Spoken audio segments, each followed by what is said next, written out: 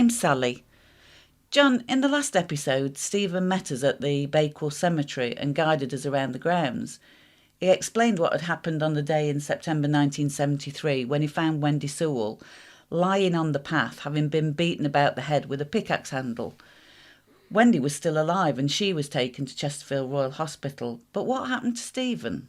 Stephen Downing was taken to the police station and interviewed during that day. At that time, Wendy Sewell was still alive and in hospital. As a result of the interview, he was charged with the offence of attempted murder and remanded into custody. Wendy subsequently died 2 days later, having never regained consciousness, and therefore Stephen's charge was amended to one of murder. After being held on remand, he appeared before Nottingham Crown Court for trial between the 13th and 15th of February 1974, after which the jury found him guilty of murder, and he was sentenced by the judge to be held at Her Majesty's pleasure for that offence. And for many years nothing was heard of Stephen Downing. His parents were trying to make inquiries and gain evidence to prove that he was innocent, which he always maintained after his conviction he was innocent, until a man called Don Hale, who was the editor of the Matlock Mercury, came to their help. They had meetings with him. And I think, Sally, I'm right in saying that you actually spoke to him when you were doing your law degree. I did, yes. It's fair to say that Stephen's parents, Ray and Nita, were trying to keep Stephen's case at the forefront and keep it in the public arena and try to get it reviewed. They approached Don Hale, who was the editor of the Matlock Mercury, to see if there was anything that he could do to keep Stephen's case in the newspapers and to public attention. And certainly Don Hale did do a lot of work in relation to Stephen's case. He reviewed the evidence and he interviewed potential witnesses and spent a lot of time and effort in Stephen's case. At that time, in the mid-1990s, which was the early days of Don Hale's involvement, I was doing a dissertation on the vulnerability and suggestibility of vulnerable adults, people detained at the police station, and how the vulnerabilities affected them. And obviously, in the course of my research, Stephen's case came up. And as Don was involved, I gave Don a call and asked if I could go and see him and talk about the Stephen Downing case. And he was very, very helpful, had an afternoon's meeting with him, and we went through the detail of Stephen's case. As I say, that was the early days, and Don put together a case file which he subsequently submitted to the Criminal Case Review Commission, and that ultimately led to Stephen's case being put before the Court of Appeal in 2002. And they subsequently released him, not saying that he was actually innocent of the offence, but it was unsound. The conviction was unsound. Yeah, that's right. He was released on bail in December of 2001, pending his appeal, and the appeal was heard in January of 2002. And the decision that the three appeal judges came to was that the conviction was unsafe, and therefore his conviction was quashed. And we're going to hear a lot more about Don Hale as our investigations continue. Because he was, there's no doubt, I think it's fair to say, without him, probably Stephen Downing wouldn't have been released. And I think probably Stephen will be the first to acknowledge that, yeah.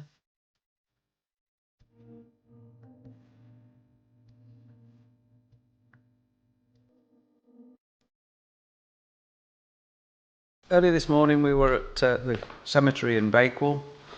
Now the weather's turned to rain, so we've come indoors to carry on with our recording with Stephen Downing. Just to recall where we were, you were at the point where the ambulance had taken Wendy Sewell away, the police had arrived, and you were taken to Bakewell Police Station at that stage as a witness, is that right? Well, they told me it was a witness, but right from the word go, I think they suspected me of being the person that had attacked her. But, I mean, they didn't say anything about that. As time went on, I asked for see my parents and a solicitor, and they said, "Oh, you don't need anybody. It's you're only here as a witness to answer a few questions." But they kept insisting that I didn't need anybody, and eventually they did say, "Well, we'll have to call your father and that because we need the clothing you're on, and they'll have to bring some down." I believe in the meantime my father had phoned a few times because he'd heard that the police had taken me down to the station, and they again, I believe, kept insisting that didn't need anybody there as a witness, didn't suspect anything of that. So it was only after about 9 hours that they decided to charge me with attempted murder. And after Wendy had died, a couple of days later, they amended it to murder. Just remind ourselves that time, how old were you? I was 17. And am I right in saying that your reading age was less than that? They recorded it as being about that's equivalent of an 11-year-old. And did you know, you were aware of that, from school, slower than other kids? I wasn't the brightest academically, but I didn't have any exams or qualifications or anything like that. So to me, I didn't need them. I wanted to be a mechanic from the word go. And it's only that there weren't any apprenticeships going at the time.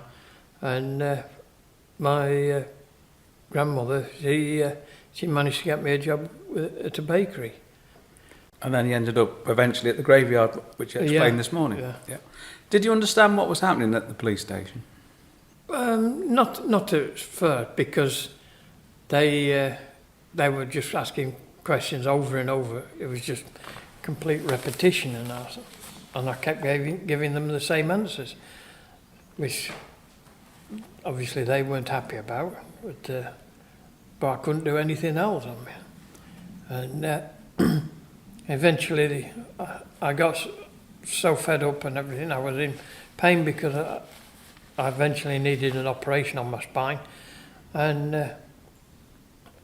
I says, "Yeah, all right, then I've done it, and right, we'll make a statement." And they wrote the statement down and everything, because at the time I did know that my spelling was appalling, and I said, "Well, you write it down for me then," and then read it back. And one of them was, I watched her. "Oh, so you followed it?" I said, "No, I didn't follow her. I watched her." "Yeah, but it's the same thing. You followed her with your eye."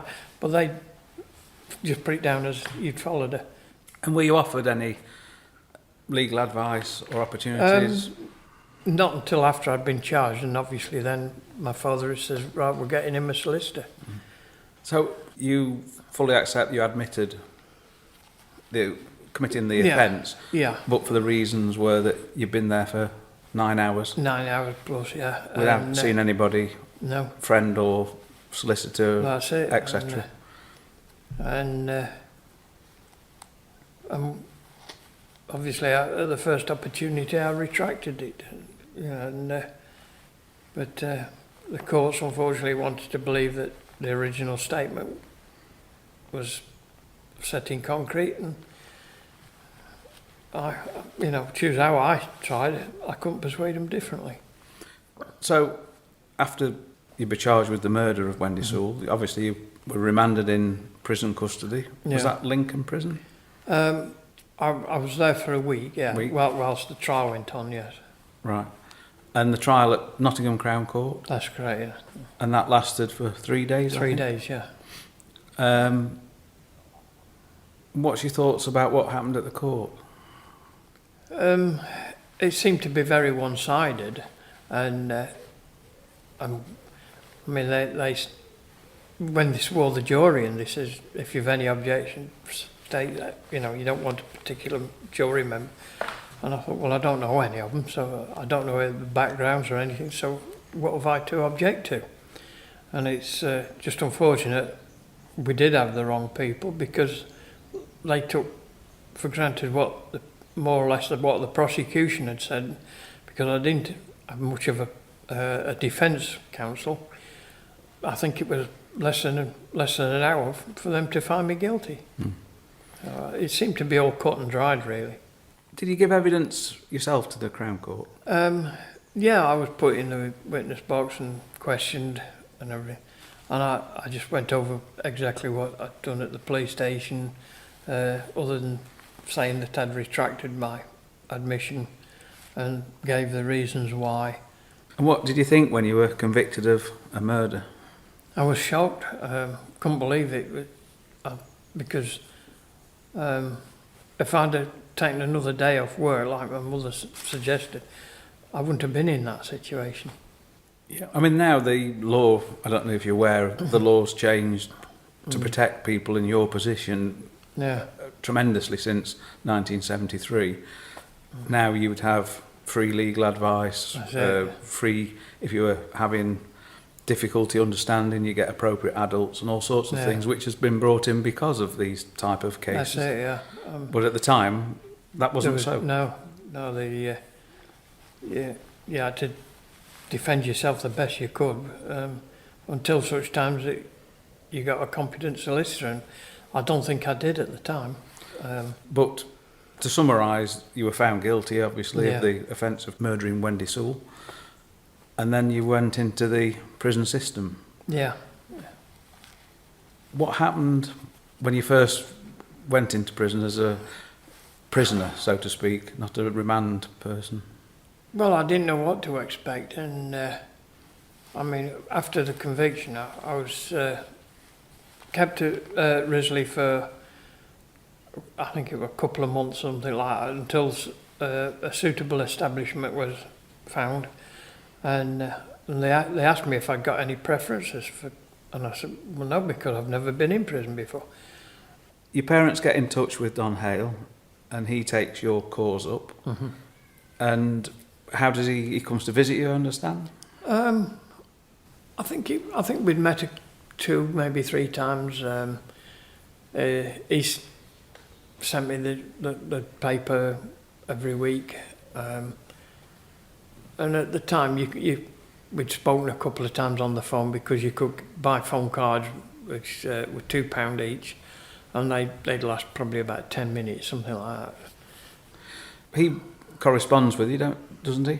Yeah, only when he needed questions answered, or if there was any news to pass on, then he'd send me a letter.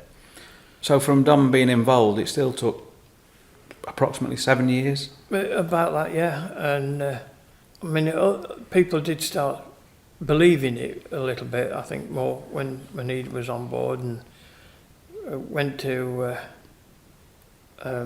appeal that way. And he pursued with your parents and family the cause, and eventually it came to a head at the Court of Appeal. Yeah. And what happened there? As I say, I got some terrific lawyers on board. One was my QC. He was nephew of Lord Longford. He did a lot of pro bono work, even for me. And if it wasn't for him, I don't think I would have been able to have won the appeal. And what was the main evidence that went before the Court of Appeal that hadn't been heard before? The fact that I hadn't been represented by a solicitor or parent or anything like that, and the statement was written in pencil and not in biro, but I was asked to sign it in biro. And I think they were the main ones, really. Wasn't there that the police at a certain stage have to give you what they call a caution to say that you don't have to say anything. Was that part of the appeal? Well, it was, because they'd never given me any caution whatsoever at any point of the proceedings. So, I mean, again, a lot of it was in legal jargon, which I didn't understand, but, you know, and it seemed to be going on and on and on. And I was sort of daydreaming and all that, and next thing I know, the judge says, we find him, no, they didn't go as far as to say not guilty, but we're quashing the conviction and free to go. And I'm thinking, what? They were the Court of Appeal doesn't have a jury, does it? Was there 3 judges there? 3 judges, Three judges. And they decide on the evidence put before them that your conviction wasn't safe. That's it, yeah. Not that they couldn't say you weren't guilty, but it wasn't safe because of the various items that have been explained to them.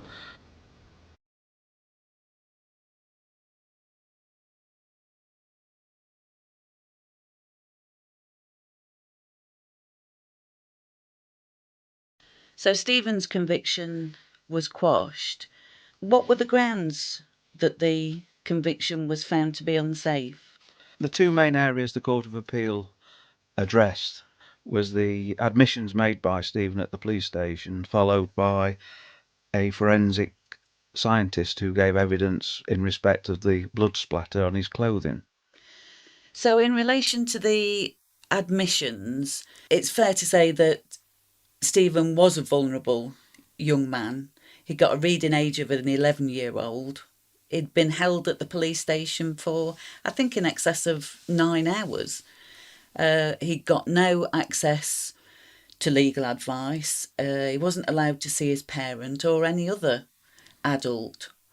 And it's under those circumstances that he gave his admissions, and he admitted that he'd assaulted Wendy with the pickaxe handle. Yes, that's right.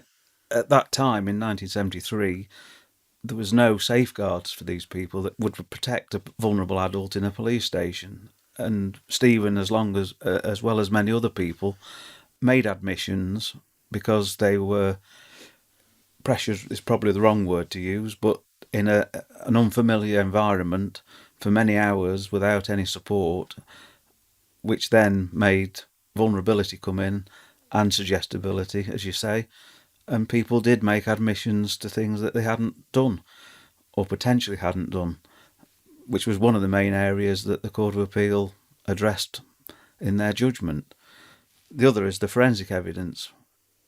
At that time, the forensic scientist gave strong evidence supporting a prosecution or the conviction of Stephen because he said it was a textbook case of blood splatter, the clothing having been worn by a person who'd committed the assault on Wendy. That also was looked at. So if we just consider the second ground then, the forensic evidence. So the evidence that Norman Lee, the forensic scientist, gave to the court in the original trial was actually quite damning. He suggested that only the person who assaulted Wendy would have been wearing those clothes. And obviously those clothes were Stephen's clothes. So that was really damning to his case, wasn't it? And that is the area that they reviewed in the Court of Appeal, and they came to an alternative to that damning indictment that Mr. Lee came to. Well, they heard from other forensic scientists who disputed the fact that it was a textbook case and there was an area of doubt, and therefore not necessarily Stephen was the murderer, but when he went to the scene and saw Wendy, he could have received the blood splattering from assisting her, as he described it, as opposed to being the murderer. And that was the grey area that they allowed the appeal on, as well as the interview and the confession made at the police station. Yeah, so it does make you wonder how Stephen's family coped during the time that he was in prison, because he was in prison for 27 years. Yes. When he was convicted, his sister Chrissy was only a young girl, wasn't she? Yes, she was 14. 14. So not only have got one son who's 17 years of age in prison for the rest of his life, or many, many years to come, they had a 14-year-old to look after, and also, with Bakewell being a very small community, the stigma of the fact that their son, or Chris's brother, had murdered somebody. Yeah, that's right. And it is a very close-knit community, and you can imagine that the stigma that is attached to Stephen being found guilty, not just of murder, but of murdering a local woman as well. Stephen's parents are dead now, aren't they? They are. It must have been quite traumatic for them. Oh, indeed, it was a traumatic event that they've gone through, and it just doesn't just end once Stephen's convicted. It lasted for the 27 years that he was still in prison, but there were still ramifications after he was released, because, as you've talked about, the stigma stays. And I think when we're looking at alternatives to who potentially could have assaulted Wendy that resulted in her death, there are still people in Bakewell, locals, who still think that Stephen was responsible. And from what information we've found so far, there clearly is a lot of speculation in Bakewell as to who committed the murder, be it Stephen. Some say other people are responsible. Don Hale's inquiries obviously have uncovered that area that, although there's no conclusions, there's obviously a lot of talk about it in the town where Stephen's family lived at that time, isn't there? I think it's fair to say that there's some supposition and as to who attacked Wendy, and I think there are local people, who still think it was Stephen. There's Don Hale and the like, who think that it was a local man known to her. And then there is a former police intelligence officer and an author, Chris Clark, and he believes that it was a serial killer, and a convicted serial killer at that. When we spoke to Stephen, his sister Chrissy was with us all day. It'd be interesting to get her view on what happened and the impact on the family throughout all the years that Stephen was in prison, with all the visits they had to make, and subsequently up to the Court of Appeal, where he was released, and obviously what happened after he was released.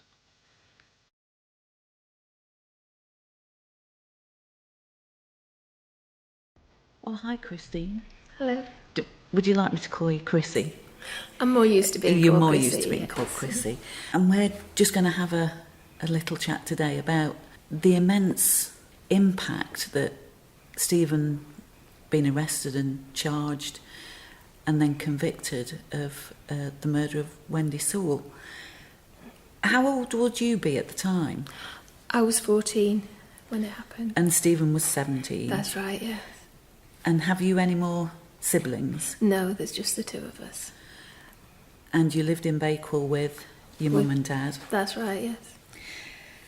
So on the day that Stephen was arrested, where were you? Were you still at school? I was at school. I came home at normal time, around 4 o'clock. And when I got in home, my mum just briefly told me that something had gone off in the cemetery, that somebody had been injured, and that Steve was helping the police with the inquiries, that, he was the one that had found her. So that's as much as we knew at the time. So no cause for alarm at that time? No, not at all. I mean, we just thought, well, he's gone back to work, found her there, contacted the police, so he's the obvious one to help them. Of course. And when did you realise that there was something else going on? I think it was quite later in the evening. My dad had kept contacting the police and saying, can we see Stephen? Do we need to get him a solicitor? And they just kept saying, "Oh no, he's only helping with inquiries. He'll be with you soon." So it was a bit of confusion really, because the police are telling us one thing, and when you've never had any involvement with the police, you believe what they say. And if they say someone's just helping with inquiries, then you believe it. And are your memories of that time vivid? Quite vivid, yes. And when Stephen was charged, how did that change the face of the family, if you like? I think you're just in total shock because you're not expecting it. You don't know what to do. You've never been in that situation before. And there's nobody there supporting you, explaining what's happening, telling you what the next move is. So you're just sort of in limbo in a way. And part of your family's just been torn apart from you. Did you see him at any time before his trial, or were you not allowed?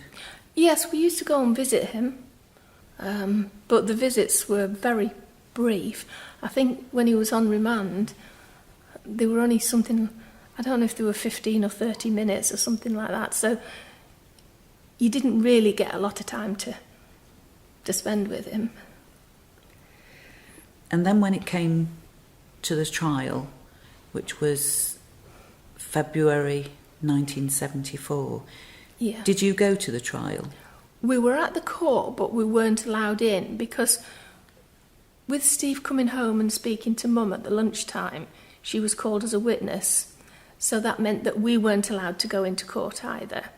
So, again, we didn't know what was going off. The only time we were allowed in was to hear the verdict. How were you feeling when the verdict was read out? Totally shocked because when we left the previous day, we'd had journalists from local newspapers ask us to bring photographs the next day because they said, he's bound to get off. He's going to be acquitted. So, of course, that's what we were expecting. And when they came back with the guilty verdict, we were just totally bewildered and gobsmacked. And your mum and dad, how did your mum and dad cope? I don't know. It's not one of them things that we really talked about. I mean, we were there for each other, we supported each other, but it's not something that we discussed. We were all just in shock. And how did your mum and dad cope with the time that Stephen was in prison? Fortunately, they were both very strong characters, and that helped me as well, and hopefully it helped Steve. They never lost faith. They never doubted him. So I grew up with that same belief. I mean, there was no way did we ever once think Steve was guilty. You know, it was just a case of being strong for him as well and for each other. And what efforts were made to try and keep Stephen's case and his situation in the public arena? Dad worked quite long hours, but when he wasn't working, he'd got his nose in statements or anything else to do with the case, just going over it and over it in case there was anything that we'd missed. And looking at other options of what could have happened, how things could have occurred. Anything that, you know, he could just think of that might throw some light on things. And eventually they approached Don Hale, who was the editor of the Matlock Mercury. They did, and that was many years later after we'd received an anonymous letter, somebody saying that they were there that day. And I'm not sure if Dad contacted the police about it first and they didn't want to know. So that's when he went to see or rang Don Hale, and he agreed to speak with them. Was that many years after the conviction? Oh yes, maybe 20 years later. And then once Don Hale started to look at the matter, was there things that started to happen? Did it get back in the newspapers? Oh, Was there local interest? yes, I mean, initially, I don't think Don thought there was anything to it, till he started reading a bit more about it, the history of what had happened, and then people would start getting in touch with him, because he'd printed something in the newspaper about this letter arriving, and then other people would get in touch, and there was just sort of so much support all of a sudden that it had brought it back to people's minds, and you know, they were all very supportive. I think there were quite a few people that didn't want Don to investigate, and I think he had some threats and made him even more determined, because he thought if people are threatening him and trying to stop him, then there's something to it. And the campaign that Don Hale spearheaded, that resulted in the matter going to the Criminal Cases Review Commission. It did, yes. And subsequently to the Court of Appeal. Yes. Stephen was released on bail pending the appeal. He was, yes. And presumably he came home during that time. Yes. Yeah.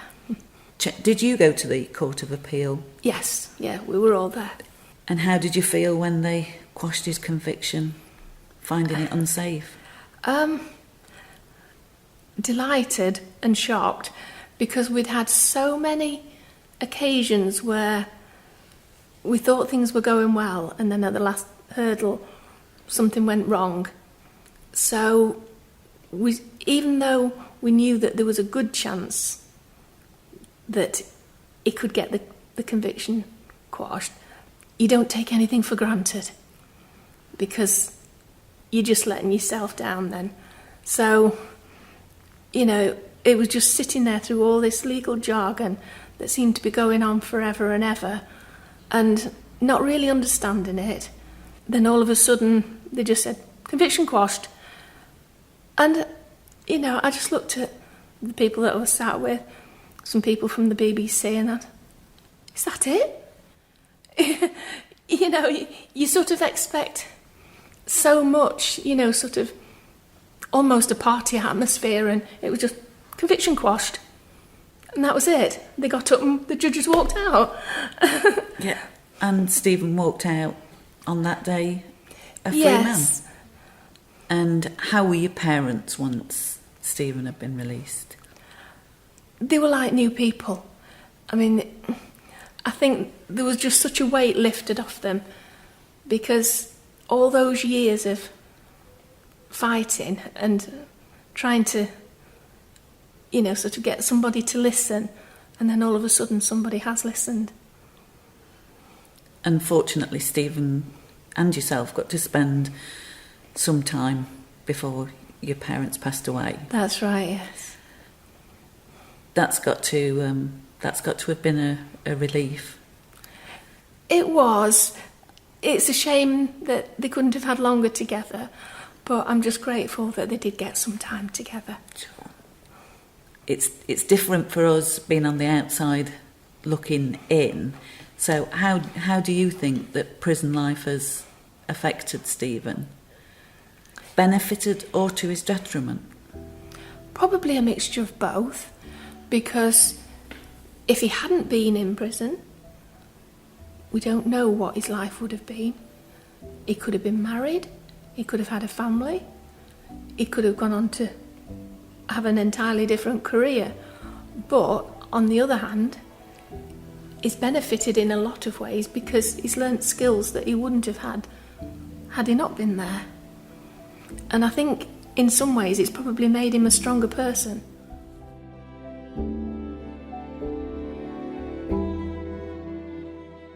So after Stephen's conviction was quashed, what was the police reaction? When the conviction was quashed, obviously the police were left with the dilemma, I suppose, where the person who they'd believed was the killer, Stephen, had spent all those years in prison, and although the Court of Appeal didn't say he was innocent, obviously there was enough doubt to say that his conviction was unsafe. So what they did was review the whole murder inquiry under the title of Operation Noble, which ran for several months, reviewing the witnesses, the forensic evidence, and trying to conclude whether any other suspects could be responsible for the murder. And at the present time, this report that they did has not been released in the public domain, so it's very difficult to conclude what their findings were in detail.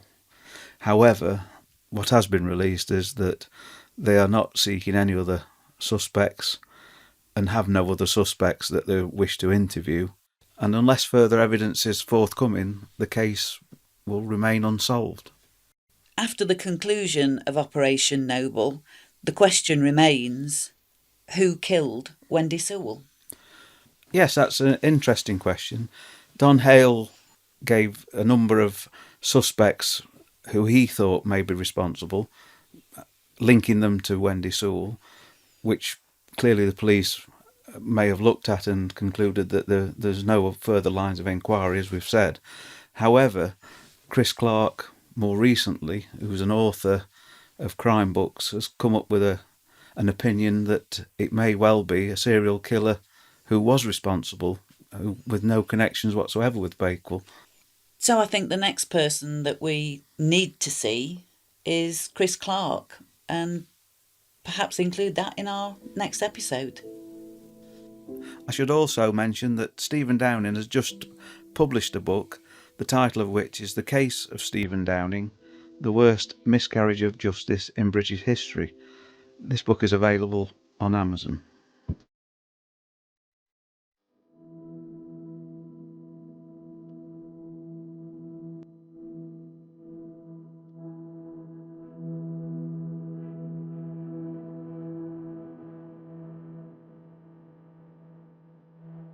Any regrets about being in prison for so long when you could have come out if you'd have admitted the offence? I've got mixed feelings. Yes, I regret it because I had to put my family through so much. Well, we could have had probably another 10 years together. So has any good come out of being in prison? I've had a free education. I've met people that were good friends there, and one or two still good friends. So